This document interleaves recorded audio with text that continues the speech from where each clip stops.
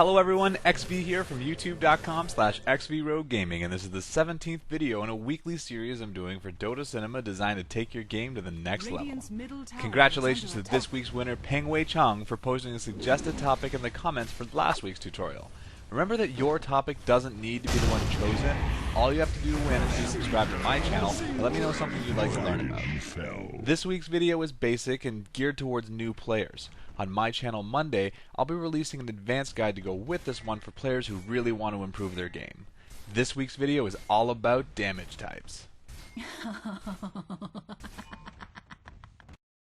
When we think about damage in Dota 2, most people only consider there to be two categories. Physical for their normal attacks, and magical damage from their spells. In fact, there are 4 different types of physical damage. Worse still, there are 5 types of spell damages that exist that aren't covered by the term magic. Let's take a closer look at both. Physical damage is caused by all regular right-click attacks from all units and even some hero spells. It is reduced by armor and damage block and cannot attack ethereal units, but it's unaffected by magic resistance and immunity. But there's more to this than you'd think. Before armor is even considered, the attack's type is factored in and the overall damage of the attack is either reduced or increased based on the defender's armor type. Normal attacks caused by melee lane creeper or broodmother spiderites, for instance, deal reduced damage to heroes and buildings while dealing increased damage to certain jungle creep.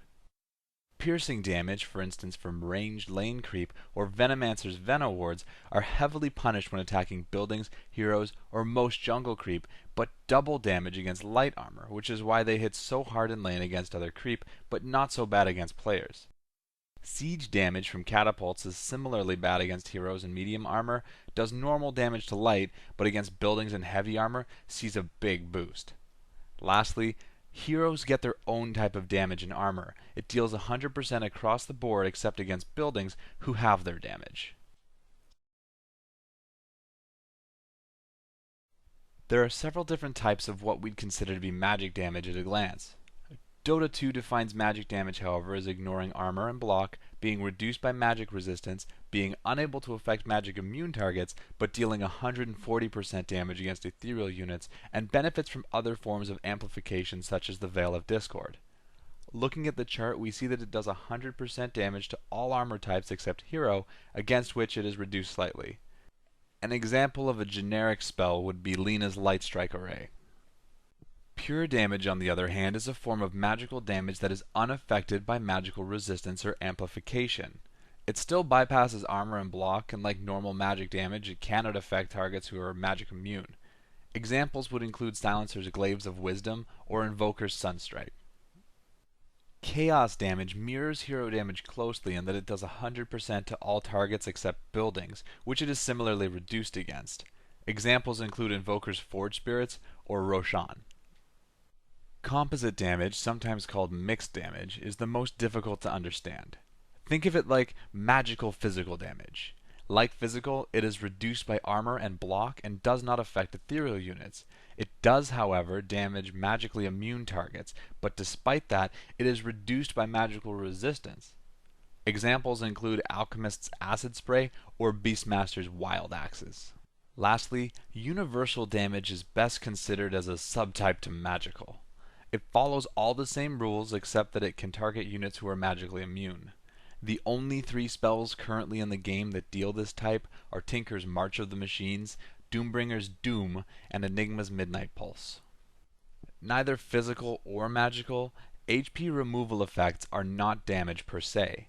They work by directly subtracting hit points from the affected units and ignore all forms of damage reduction and immunity. Due to not being damaged, though, they don't interrupt bottle charges or healing salves, and examples include Vengeful Spirit's Wave of Terror or Necrolight's Heartstopper Aura. Understanding damage types, the most important of which being hero, magical, and composite, is critical for being able to figure out what items to buy and who you can and can't easily gank. A lot of players take for granted the nuances of skills their enemies have. On Monday, I'll be going over how to actually gear this way and the phases of the game where you can take advantage of these damage types to really punish your opponents and secure an early lead. So, While there is more to be said on damage interaction, I hope you found this video useful for taking your game to the next level. Remember that it's you who decide the topic, so be sure to post in the comments below what you'd like to see, and subscribe to my channel to be eligible to win. As always though, if you like this video, please thumbs up, share, and subscribe to Dotacinema and my channel to stay up to date. Until next week, this is XV, signing out.